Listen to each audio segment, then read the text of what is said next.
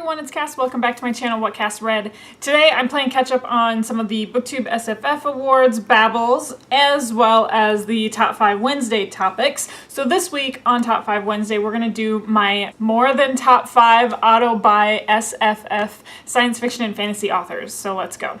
Okay, so I think I've got them all separated. I have some male authors, some female authors. I have some longtime favorites of mine as well as some recent favorites of mine. So the first ones that I want to get to are actually going to be the female authors. So right here, Naomi Novik, and she is the author of Uprooted. This became one of my favorite standalone novels of last year, of 2017. And as soon as I read this novel, I was like, okay, I need to read everything that Naomi Novik has ever written. I need it in my hands right now. So what did I do? I did end up purchasing 3 of the books in her other series called the Téméraire series, His Majesty's Dragon, Throne of Jade, as well as Black Powder War. And then her latest novel is set to come out later this summer. It's called Spinning Silver. It's a Rumpelstiltskin retelling, and I cannot wait. So you saw me when I purchased Uprooted, and I made kind of like a big deal about trying to find it in hardcover. That's how devoted I was to trying to find Naomi Novik. So I'm ready for the next one. I have right here, this is Solace, written by Gail Carriger. And I just finished up this book last week. I put it in my Magical Readathon OWL's TBR as a book that I wanted to read for the Transfiguration category, a book about shapeshifters. This is a steampunk fantasy of manners book about vampires and werewolves. I think that's a really great description of it. And I had so much fun reading this that I was like, okay, well, I need to go to Amazon right now and buy the rest of the books in the series. And I need them in my hands. So that's exactly what I did. So the second book in the series, this is called the Parasol Protectorate series. The second book is called Changeless. The third book is called Blameless. The fourth book is called Heartless. And the fifth book is called Timeless. So this was like an accidental auto buy, but as soon as, I'm serious, I'm telling you guys, as soon as I read the first one, I was like, well, now I need everything Gail Carriger has ever written. And, you know, she's really good about interacting with her fans on social media. So I have tweeted a couple things at Gail Carriger. She's liked them, she's retweeted them, she's super engaging. So that just like makes me a bigger fan of her as an author just because she's so wonderful to her fans. Oh, then I have this monster stack. So these were some risks that I did end up taking. This is The Lies of Locke, Lamora, written by Scott Lynch, and he became an instant auto buy for me before I even read any of his novels. It was because the people that I trusted have read this book and they raved about it. So I just, on good faith, purchased all 3 novels that Scott Lynch has written. The second one is called Red Seas Under Red Skies, and the third one is called The Republic of Thieves. I do hope to read Red Seas Under Red Skies pretty soon, but I'm kind of, you know, I'm in the midst of a readathon, I'm in the midst of the Booktube SFF awards, and once those are done, it's game on. It's game on for Scott Lynch, so I cannot wait. And he has a new book coming out. Again, I don't even need to know the plot of the other ones for me to go out and buy the next one. It's just, it's in inevitability at this point. Same thing could be said about Patrick Rothfuss. So this is The Name of the Wind, and then this is The Wise Man's Fear, the first 2 books in the Kingkiller Chronicles. Now I am sitting here waiting with the rest of the world for the 3rd book in the Kingkiller Chronicles to come out. There's no word on when it'll come out. We don't know when it'll come out. I just know that when it comes out, I'm ready for it. And I have so many questions. You guys still haven't seen a review of The Wise Man's Fear yet, and that's just because there's just too many things to discuss. I'm kind of thinking about turning the review for this book into just like my favorite fan theories, because honestly, not a lot happens in it, and there's just so many fan theories. If you go onto Reddit ever, you can get yourself lost into like a sinkhole of fan theories on Kingkiller Chronicles. Just these 2 books alone and kind of what we're anticipating for the 3rd one. But anyways, Patrick Rothfuss has cemented himself as one of my favorite authors and an auto-buy author, and that's all there is to say about that. And then the next author that I have to bring up, this is Brandon Sanderson.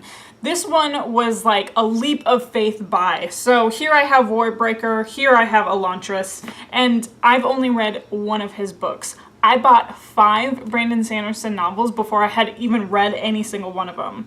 When I get committed and when I see a book that I have faith that I'm gonna like, I go in all the way. That's how I feel about it. So I immediately did my research. I was like, what's the reading order that I need to tackle these in? And I got them all.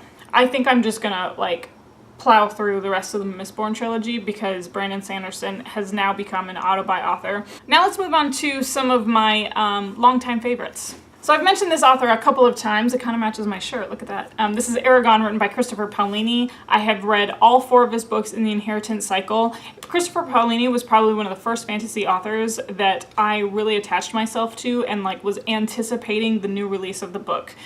Since Harry Potter, like hand in hand, Harry Potter was one of those new releases that I was just kind of waiting for it to come out, and then the Inheritance cycle was the second one. I discovered this book in high school when my friends and I actually got together and they're like, hey, have you read this one? Here, borrow my copy. And as soon as I read it, I was like, well, now I need to know everything else that happens. We had all anticipated and anxiously awaited the latest releases as they were coming out. It took them a couple of years in between books, and so it was a long wait for all of us.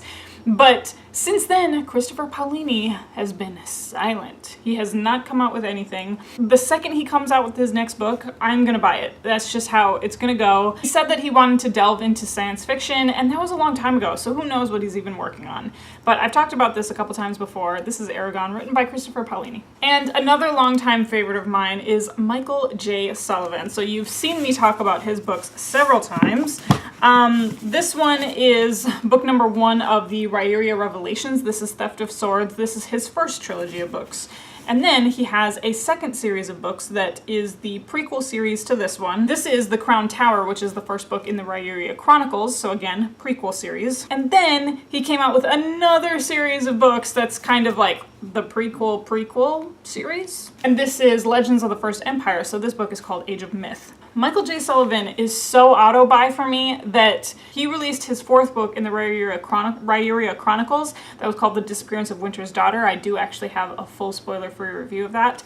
That was so auto-buy for me that I helped fund a Kickstarter campaign for him to launch that book, and I was one of the first people to gain a copy of the book, and I have it signed and everything. Like, that's how auto-buy and devoted I am to Michael J. Sullivan. And then he's going to release his 3rd book in the Legends of the First Empire series later this year.